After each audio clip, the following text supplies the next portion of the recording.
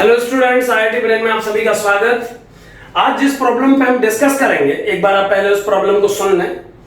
A thin non conducting ring of radius r has a linear charge density lambda equal to lambda naught cos phi, where lambda naught is a constant, phi is the azimuthal angle, the magnitude of the dipole moment of the ring is।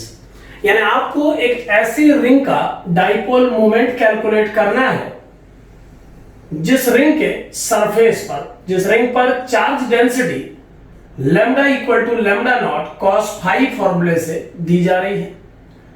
आपको इस ring का radius r given है, इस ring का radius r given है, इसकी charge density given है।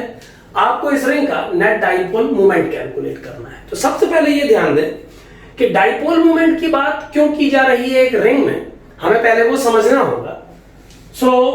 यहां पर अगर हम इस चार्ज डेंसिटी को ध्यान से देखें तो cos फाई की वैल्यू फर्स्ट और फोर्थ क्वाड्रेंट के लिए पॉजिटिव होगी, जबकि इसकी वैल्यू सेकंड और थर्ड के लिए नेगेटिव होगी। इसका मतलब इस चार्ज डेंसिटी के अकॉर्डिंग इस पूरी रिंग का चार्ज इस रीजन पे पॉजिटिव होगा, इस रीजन पे ये चार्ज पॉजिटिव होगा, जबकि जो सेकंड और थर्ड क्वाड्रेंट वाला रीजन है वहां पर ये चार्ज की वैल्यू नेगेटिव होगी। और इस डायग्राम में जो मैंने साइन को सिंबलाइज किया है, तो मैं बड़े से छोटे साइन की ओर इसलिए जा रहा हूं क्योंकि cos 0 और cos पाई पर इसकी वैल्यू नेगेटिव और पॉजिटिव पर मैक्सिमम होगी। यानी इन दोनों पोजीशंस पे चार्ज डेंसिटी सबसे ज्यादा है और वो चार्ज डेंसिटी 90 डिग्री वाली पोजीशन पर जाने तक दोनों ओर से रिड्यूस हो रही है। और ऐसा ही थर्ड क्वाड्रेंट के और फोर्थ क्वाड्रेंट के बीच वाले पॉइंट तक पहुंचने में भी हो रहा है। चार्ज डेंसिटी पॉजिटिव इधर को रिड्यूस हो रही है, इधर को रिड्यूस हो रही है, और नेगेटिव चार्ज डेंसिटी इस डायरेक्शन में रिड्यूस हो रही है, इस डायरेक्शन में। तो किसी भी एलिमेंट को यहां से और इसके अपोजिट इस पॉइंट से कंसीडर करके आप एक डाइपोल इमेजिन कर सकते हैं। और यही वजह है कि इस प्रॉब्लम में यह पूछा जा रहा है कि इस रिंग का डाइपोल मूवमेंट बताइए। इट मींस ये रिंग एक कॉम्बिनेशन है, बहुत सारे डाइपोल का कलेक्शन है, और आपको इस रिंग का नेट डाइपोल मोमेंट कैलकुलेट करना है। Magnitude of dipole moment of the ring निकालने के लिए हमको इसके अंदर बने सभी डाइपोल्स का डाइपोल मोमेंट निकाल के वेक्टोरियली उनका सम निकालना होगा। कोई एक डाइपोल हम यहां पर इमेजिन करते हैं। मान लीजिए इस पोजीशन पे एक डाइपोल हमने कंसीडर किया, एक छोटा सा चार्ज पार्टिकल कंसीडर किया, और उसी के जैसा एक चार्ज पार्टिकल हमने नेगेटिव पॉइंट पे कंसीडर किया, ताकि हम इन दोनों पॉइंट्स को मिला के एक डाइपोल इमेजिन कर सकें। अब ये वाला एलिमेंट और ये वाला एलिमेंट मिलके एक डाइपोल है। इनके बीच का सेपरेशन मान लेते हैं एल वेक्टर से शो किया जा रहा है। इनके बीच का सेपरेशन, ये जो सेपरेशन यहां पर दिखाया जा रहा है, मान लेते हैं कि इस सेपरेशन का वैल्यू एल है और इसे वेक्टोरियल फॉर्म में एल वेक्टर से शो किया जा रहा है, यानी इसका मैग्नीट्यूड एल है और इसका जो वेक्टोरियल डायरेक्शन है वो आई कैप के अलोंग है। आप इस एल वेक्टर को एल वेक्टर लिख सकते हैं, या चाहे तो मैग्नीट्यूड एल और आई कैप से शो कर सकते हैं। यहां पर आई कैप एक्स एक्सिस को कंसीडर किया जा रहा है। ये vector L cap L into I cap लिखा जा सकता है। अब इस एलिमेंट पर कितना चार्ज है पहले ये कैलकुलेट कर लेते हैं। मान लेते हैं ये एंगल एजीमुथल फाई है और ये स्मॉल एंगल डी फाई है, जो कि फाई के आगे जुड़ा हुआ छोटा सा इनफाइनेटेसिमल एंगल है। अगर ये इनफाइनेटेसिमल स्मॉल एंगल है तो ये एलिमेंट भी इनफाइनाइटली स्मॉल होगा। इसकी लेंथ आर डी फाई फॉर्मूले से दी जा सकती है। यहां पर हमने angle equal to arc upon radius formula use किया है।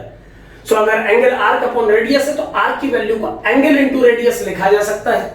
अब इस एलिमेंट का लेंथ अगर आर डी फाई है तो इस एलिमेंट में चार्ज के मैग्नीट्यूड को कैलकुलेट किया जा सकता है लैम्डा से मल्टीप्लाई करके। यानी इस एलिमेंट में टोटल चार्ज हो जाएगा lambda naught cos phi into R D phi. इतना चार्ज अमाउंट इस एलिमेंट पे है और इतना ही नेगेटिव चार्ज इसके अपोजिट एलिमेंट पर है, और ये दोनों एलिमेंट मिल करके एक डाइपोल तैयार कर रहे हैं।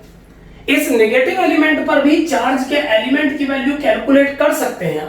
वैसे आप डायरेक्ट ये देख रहे हैं कि जो इस पॉइंट पर चार्ज मैग्नीट्यूड डेंसिटी है वही लगातार इंक्रीज हो रही है इस तरफ एंटी क्लॉकवाइज, और वैसी ही चेंज आ रहा है इस तरफ क्लॉकवाइज डायरेक्शन में। जितना चार्ज मैग्नीट्यूड इस एलिमेंट पे होगा उतना ही इस पे होगा।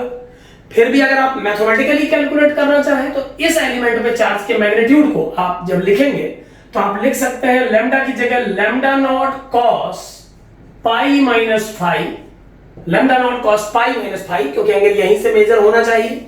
अगर यह इस तरफ से फाई है तो यहां से पाई माइनस फाई होगा, into R into D phi. अब डी फाई की जगह माइनस डी फाई लिखना होगा, क्योंकि आप इस ओरिएंटेशन को समझ रहे हैं, ये नेगेटिव ओरिएंटेशन है, यानी इस एलिमेंट को और इस एलिमेंट को एक दूसरे के करस्पॉन्डिंग बनाने के लिए जहां आप इस एलिमेंट पे एंटी क्लॉकवाइज चले हैं, इस पे आपको क्लॉकवाइज चलना पड़ रहा है। सो ये एलिमेंट माइनस डी फाई से शो किया जाएगा मैथमेटिकली, और फाई की वैल्यू पाई माइनस फाई है। सो इस एलिमेंट को अगर कंप्लीटली प्रेजेंट किया जाए तो lambda naught cos pi minus phi R multiple of minus D pi minus phi लिखा जाएगा। अगर इसे सॉल्व कर ले तो ये बन जाएगा lambda naught cos phi with minus sine into R into ये माइनस इसे प्लस कर देगा and D pi minus phi, तो पाई का डिफरेंशिएशन 0 और D phi with minus sine, so D phi लिख के फिर से माइनस यहां शो कर देते हैं। फाइनली 3 माइनस आए हैं, एक इससे आया, एक ये है और एक इसके अंदर से आया। सो ये finally minus lambda naught cos phi R D phi आ जाएगा। सो क्लियरली जितना चार्जेस एलिमेंट पे उतना चार्जेस एलिमेंट पे है, दोनों पॉजिटिव और नेगेटिव का पेयर है और इनके बीच का सेपरेशन L है। तो इस डाइपोल का जो डाइपोल मोमेंट आएगा वो आ जाएगा dp vector is equal to amount of charge lambda naught cos phi R D phi into length vector, जिसको मैं L I कैप कह सकता हूं। लेंथ L है और I कैप मैंने डाइपोल की डायरेक्शन को शो करने के लिए लिखा है। डाइपोल मूवमेंट का डायरेक्शन माइनस टू प्लस होता है, ये हम पहले ही डिस्कस कर चुके हैं। सो माइनस से प्लस, इस डाइपोल मूवमेंट का डायरेक्शन माइनस टू प्लस होगा, इसीलिए I कैप इस्तेमाल किया गया। और इस छोटे से डाइपोल का डाइपोल मोमेंट इतना है। पूरी रिंग का डाइपोल मोमेंट निकालने के लिए ऐसे सभी डाइपोल्स के मोमेंट को सम करना होगा। सो अगर हम इसको सम करने के लिए सिग्मा समेशन यूज करें तो देखिए ये फाइनली क्या बन जाएगा, एक बार सॉल्व करेंगे इसको। ये बन जाएगा net dipole moment equal to lambda naught, जो कि कांस्टेंट है मैंने बाहर कर दिया, आर रेडियस है, सो फिर भी आर को आप अंदर ही रखें तो ये बन जाएगा सिग्मा आर डी फाई, जो कि आर्क लेंथ है, into cos phi into L I cap. अब अगर आप ध्यान से देखें तो इस आर डी फाई का अगर इस वर्टिकल लाइन से मैं एंगल मेजर करूं तो ये मेजर कितना आ जाएगा एक बार देख लेते हैं। ये एंगल अगर फाई है तो ये एंगल भी फाई होगा, और ये एंगल अगर फाई है तो ये पाई माइनस फाई होगा। तो ये वर्टिकल से बनने वाला ये एंगल, यानी अगर मैं इस डायग्राम को थोड़ा बड़े में बनाऊं, यहां पर समझें ये आर्क है लेकिन बहुत छोटे इनफाइनेटिसिमल पीस के लिए इसे मैं ये स्ट्रेट लाइन कंसीडर कर सकता हूं, और इसका बड़ा पिक्चर कुछ इस तरीके का बनेगा जिसमें ये अपर एंगल फाई है और ये आर डी फाई।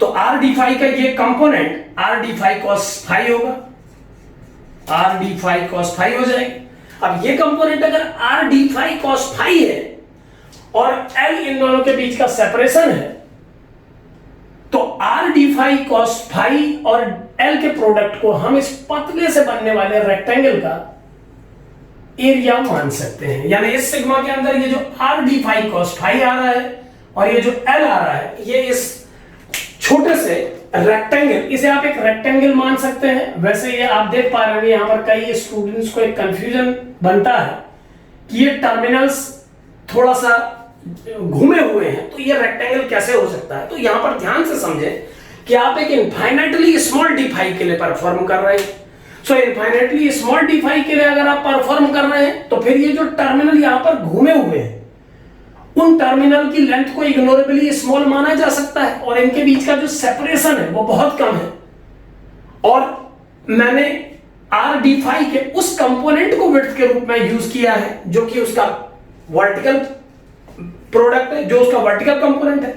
सो यहां बनने वाले रेक्टेंगल के एरिया को अगर हम ऐसा लिखते हैं तो ये कितना इसमें एरर है उस बात को एक बार डिस्कस करेंगे कि अगर हम इस रेक्टेंगल को यहां पर बनाएं जो कि ट्रेपेजियम लाइक है, तो हमने जो एरिया कैलकुलेट किया है वो लेंथ को इस विड्थ से मल्टीप्लाई करके किया है। अब अगर हमने लेंथ को इस विड्थ से मल्टीप्लाई किया है तो लेंथ को विड्थ से मल्टीप्लाई करने पर केवल ये टर्मिनल एरिया थोड़ा बहुत छोटे हैं। तो इस बात को ऐसे माइंड मेकअप करें कि अगर ये डी फाई इनफाइनाइटली स्मॉल है तो फिर ये छूटने वाले जो एरियाज हैं ये बहुत कम होंगे। इस बात को आप ऐसे भी समझ सकते हैं कि अगर मैं लगातार इस ट्रेपेजियम को पतला करता चला जाऊं, क्योंकि जितना डी फाई की वैल्यू हम कम करेंगे उतना ये पतला होते जाएगा, तो जितना मैं इसको कम करता चला जाऊंगा ये जो कॉर्नर्स हैं ये उतना छोटे होते चले जाएंगे। और जब मैं डी फाई को इनफाइनाइटली स्मॉल कर दूंगा तो ये रेक्टेंगल बिल्कुल इतना पतला हो जाएगा कि इसके जो कॉर्नर्स हैं उनके द्वारा जो दो एक्सट्रीम पर छोटा छोटा एरिया बच रहा था वो इग्नोरेबली 0 हो जाएगा। तो हम कह सकते हैं कि आर डी फाई के कॉस फाई कंपोनेंट को हम विड्थ के रूप में यूज करें और एल को लेंथ के रूप में, तो हम इनके प्रोडक्ट को एरिया ऑफ दिस रेक्टेंगल बोल सकते हैं।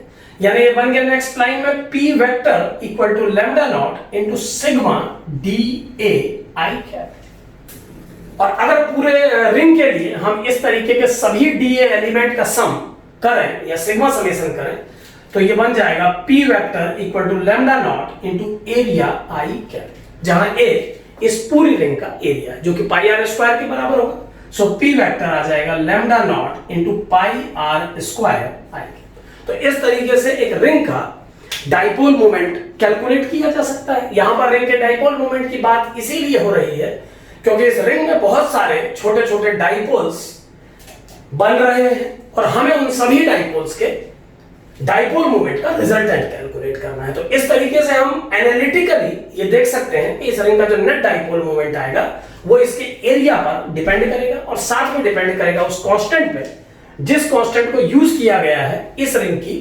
चार्ज डेंसिटी को डिफाइन करने के लिए। इस क्वेश्चन में cos फाई का अहम रोल है, यानी ये प्रॉब्लम इस स्पेसिफिक वैल्यू के कारण इस तरीके का आउटकम दे रही है, आप समझ सकते हैं। क्योंकि ये cos फाई का टर्म अगर यहां पर मल्टीपल के रूप में ना होता तो हम इसे विड्थ के रूप में इस्तेमाल नहीं कर पाते, और अगर ये विड्थ नहीं यूज कर पाते हम तो फिर हम इस एरिया वाले कंसेप्ट को आगे नहीं बढ़ा पाते। तो इस पर्टिकुलर डेंसिटी के लिए इस रिंग का डाइपोल मोमेंट टोटली एक डाइपोल मानते हुए इसे इतना कंसीडर किया जा सकता है। Thank you.